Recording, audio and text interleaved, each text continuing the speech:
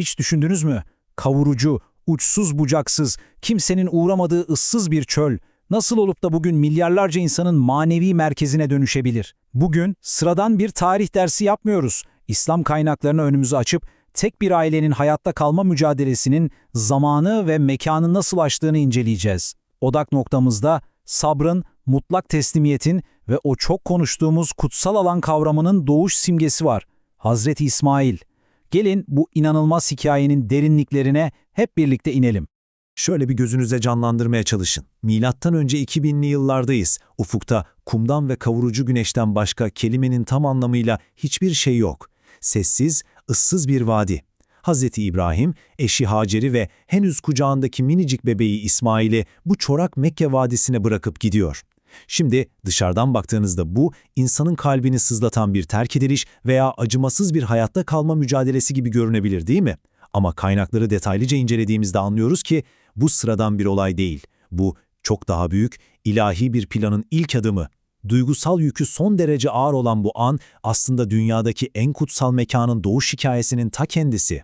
Bugünkü yol haritamız şöyle. Kutsal alanın doğuşuyla başlayıp çöldeki o meşhur Zemzem mucizesine bakacağız. Ardından dinler tarihinin en büyük sınavı olan Kurban hadisesini, Kabe'nin inşasını ve Hazreti İsmail'in günümüze uzanan devasa mirasını inceleyeceğiz. 1. Bölüm. Kutsal alanın doğuşu. Demin de dediğim gibi Mekke vadisine bırakılma olayı öyle gelişigüzel bir eylem değildi. Bu durumu ünlü dinler tarihçisi Mircea Eliade'nin hierofani kavramıyla okuduğumuzda tam da o kadar netleşiyor ki, Eliade'ye göre hierofani en basit tabiriyle kutsalın kendini göstermesidir. Şekilsiz, yönsüz ve tamamen sıradan yani profan bir alanda kutsal bir alanın belirmesi dünyayı kurar ve insanlara bir yönelim merkezi verir. İşte Hacer ve o minik bebek İsmail'in o ıssız, yönsüz çölde var olmaları kelimenin tam anlamıyla bir hierofani eylemidir. Orada bıraktıkları iz o sıradan çölü dünyanın kutsal merkezine, bugün milyarlarca insanın her gün yöneldiği o sabit kıbleye dönüştürdü. 2. Bölüm. Çöldeki mucize Zemzem. Kutsal mekanın temelleri manevi olarak atılmıştı ama ortada çok sert bir gerçeklik vardı, hayatta kalmaları gerekiyordu. Yanlarındaki o bir avuç su ve erzak hızla tükendi. Çölün o acımasız, nefes kesen sıcağını bir düşünün, bir annenin bebeğinin gözleri önünde susuzluktan kıvranışını izlemesini ve Hazreti Hacer'in o çaresiz, çılgınca arayışını hissedebiliyor musunuz?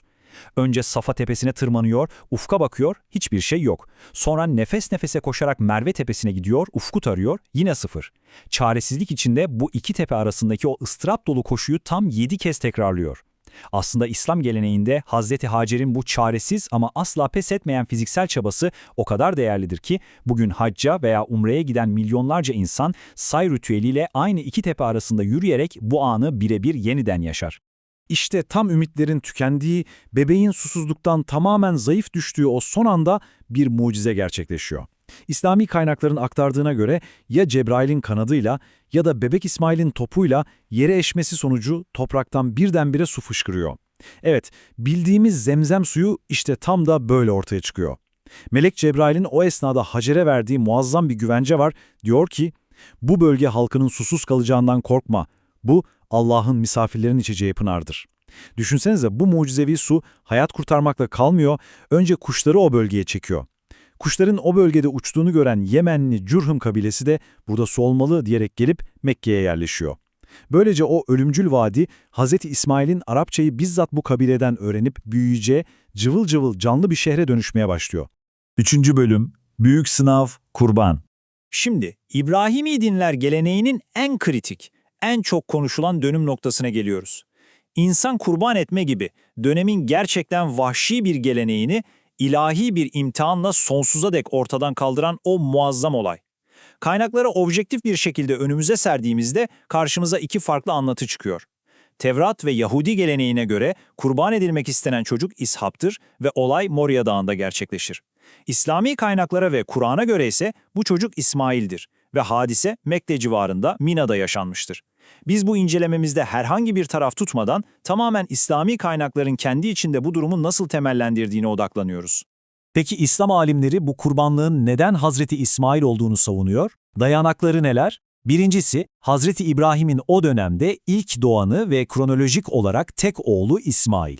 İkincisi, Kur'an-ı Kerim Saffat suresinde kurban edilme olayını detaylıca anlattıktan hemen sonra bir ödül olarak Hazreti İshak'ın doğumunu müjdeler. Bu da demek oluyor ki İshak o sırada henüz doğmamıştı. Ayrıca olay coğrafi olarak Mekke'deki hac ritüelleriyle birebir eşleşiyor. Çok daha çarpıcı, somut bir tarihi detay vereyim. Kaynaklar, o kurbanlık koçun boynuzlarının Emevi valisi Haccac'ın Kabe'yi kuşatıp yaktığı o döneme kadar Kabe'nin duvarında asılı kaldığını aktarır. Bu yolculuk sırasında İslami kaynakların aktardığı inanılmaz dramatik bir diyalog anı vardır. Daha doğru yürürlerken şeytan yani iblis insan kılığına girip ailenin aklını çelmeye çalışıyor. Genç İsmail'e yaklaşıp kulağına şu zehirli soruyu fısıldıyor. Babanın seni nereye götürdüğünü biliyor musun? Seni keseceğini sanıyor. Ancak İsmail'in verdiği cevap onun karakterini ve sarsılmaz itaatini öyle bir ortaya koyuyor ki, eğer Allah bunu emrettiyse dinler ve itaat ederim diyor. İsmail'in bu dimdik duruşu şeytanın tüm o sinsi planlarını alt üst ediyor. Ve olayın duygu yüklü, o nefes kesen zirve noktası. Kur'an'da bizzat zikredilen bu an, kelimenin tam anlamıyla mutlak teslimiyetin sembolüdür. İsmail babasına dönüyor ve o meşhur sözü söylüyor. Ey babacığım, sana emredileni yap. İşte tam o anda baba ve oğlun bu eşsiz imtihanı başarıyla geçmesiyle ilahi bir müdahale geliyor. Taberi'nin aktardığı rivayetlere göre cennette 40 yıl otlamış, devasa bir koç Cebrail aracılığıyla bedel olarak indiriliyor. Düşündüğünüzde bu teslimiyet hali bugün milyarlarca insanın kestiği kurbanların asıl ruhunu, o manevi çekirdeğini oluşturuyor. 4. bölüm Kabe'nin inşası. Yıllar su gibi akıp gidiyor. Hazreti İsmail artık güçlü, yetişkin bir adam. Bir gün babası Hazreti İbrahim onu Mekke'de o meşhur Zemzem'in hemen yanı başında ok yontarken buluyor. Yılların hasretiyle kucaklaşıyorlar ve tarihin seyrini değiştirecek o muazzam görevi konuşmaya başlıyorlar. Bu basit bir inşaat değil, devasa bir mirasın inşası. Allah, İbrahim'e kutsal mekanın tam yerini gösteriyor.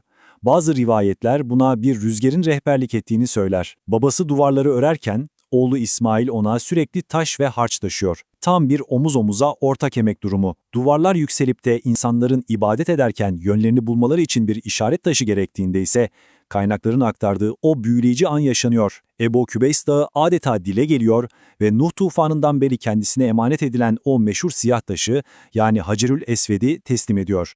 Temeller iyice yükseldikten sonra baba ve oğul ellerini gökyüzüne açıp işte o bilindik duayı ediyorlar. Ey Rabbimiz bizden bunu kabul buyur. Yani Kabe birilerinin kişisel mimari tutkularıyla değil doğrudan ilahi bir emir ve yönlendirmeyle inşa ediliyor. Hz. İsmail'in elleriyle taşıdığı her bir taş bugün düşünürseniz dünyanın dört bir yanındaki tüm Müslümanların namaz kılarken döndükleri o muazzam kıblenin bizzat harcını oluşturuyor. İnanılmaz bir miras değil mi? Geldik 5. ve son bölüme, Hazreti İsmail'in soyu ve mirası. İslami kaynaklar Hazreti İsmail'in sadece çocukluğuna odaklanmaz. Onun o peygamberane duruşunu ve fiziksel özelliklerini de çok detaylı anlatır. Araştırmacı Lütfi Kaleli'nin notlarına baktığımızda onu çok geniş omuzlu, boylu poslu, son derece güçlü kuvvetli biri olarak görüyoruz. Pembe tenli, iri gözlü, nurlu bir yüze sahip. Dahası var, o dönemin şartlarında mükemmel, keskin bir okçu ve usta bir at binicisi. Yabani atları tek tek yakalayıp ehlileştirdiği anlatılır. Çok ilginç ve kültürel bir detay daha vereyim. Hz. İbrahim'in soyundan gelip Arapçayı Cürhüm kabilesinden öğrenerek konuşan ilk kişi odur. Ve bir ilk daha, Kabe'nin üzerine o bildiğimiz örtüyü ilk seren kişi de yine bizzat Hz. İsmail'dir. Tabii onun mirası sadece Kabe duvarlarıyla sınırlı kalmadı. Hz. İsmail'in tam 12 oğlu oluyor. Nabit, Kaydar, Adbeel ve diğerleri. Bu 12 oğul zaman içinde büyüyüp gelişerek tüm Arap Yarımadası'na yayılan 12 büyük kabilenin beyleri, liderleri haline geliyorlar. Özellikle İslami inanca göre burası çok önemli. Hz. Muhammed'in soyu da işte bu kollardan biri olan Kaydar kabilesi üzerinden Hz. İsmail'e, oradan da Hz. İbrahim'e bağlanıyor. Dile kolay, tam 137 yıllık upuzun bir ömür. Bu süre boyunca Hz. İsmail boş durmuyor. Tam 50 yıl boyunca Yemen kabilelerine ve Amalikalılara peygamberlik yapıyor, onları tevhid inancına davet ediyor. Kur'an'ın kendi ifadesiyle o, sözüne sadık, halkına namazı ve zekatı emreden, sabırlı ve Rabbi katında hoşnutluk kazanmış örnek bir insan. Vefat ettiğinde ise hayatı boyunca en büyük yoldaşı olan o çölleri birlikte aştığı annesi Hacer'in yanına Mekke'de Kabe'nin hemen bitişiğindeki Hicr bölgesine defnediliyor. Bütün bu kaynakları, bu devasa anlatıyı toparladığımızda şu can alıcı soruyla baş başa kalıyoruz aslında. Çorak, izole ve acımasız bir çölde sadece hayatta kalmaya çalışan bir ailenin o küçük mücadelesi, nasıl oldu da bugün milyarlarca insanın manevi coğrafyasını ve her gün kıldığı namazların yönünü şekillendirdi? Sadece susuzluktan ağlayan bir bebeğin ve çırpınan bir annenin dramı, sabırla, o mutlak teslimiyetle ve ilahi bir inayetle birleşince kutsal alanın ta kendisini yarattı. Hz. İsmail'in mirası, bugün Merviye ile Safa arasında koşan milyonların adımlarında, Kabe'ye dönen milyarlarca yüzde capcanlı yaşamaya devam ediyor. Peki size soruyorum, o ıssız çölde atılan o ilk adım olmasaydı, inanç coğrafyamız bugün nasıl şekillenirdi? Biraz bunun üzerine düşünelim.